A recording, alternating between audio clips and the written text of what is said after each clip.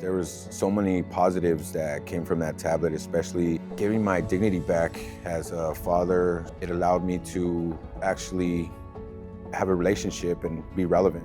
I feel like I'm not only speaking for myself, but I feel like I'm speaking for so many incarcerated parents, because it allowed me to be somewhere where I wasn't. It allowed me to be present in my son's life, present in my mother's life, and so many people who supported me while I was incarcerated as well. There was so many positives that came from that tablet, especially being able to text and email and get pictures in real time actually made me feel like I was somewhere where I wanted to be. The first 10 years, I didn't have a relationship with my son because mail took so long, took 3-4 days, calls, sometimes we couldn't come out to use the phone because they were short staffed.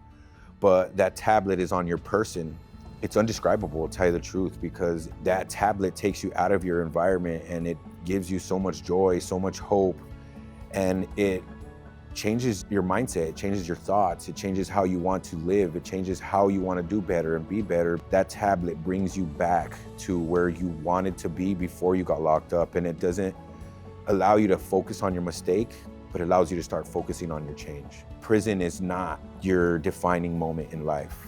So many individuals that are doing life for 25 to life, and that tablet gave them that hope back. Because even though they're not getting released, they really are, because that tablet was the life-changing moment for them to feel like, hey, I might not never get out of here, but this tablet will get my mind out of here. It'll give them hope back, and it'll give them their dignity back. That put the people who are never getting released and the individuals who are getting released on the same playing level. I firsthand saw that those tablets reduced violence, it reduced the drug use, because around the time I had gotten incarcerated, they didn't have iPhones, there was no such things, there was flip phones. So you're so used to old school ways, writing, waiting for letters.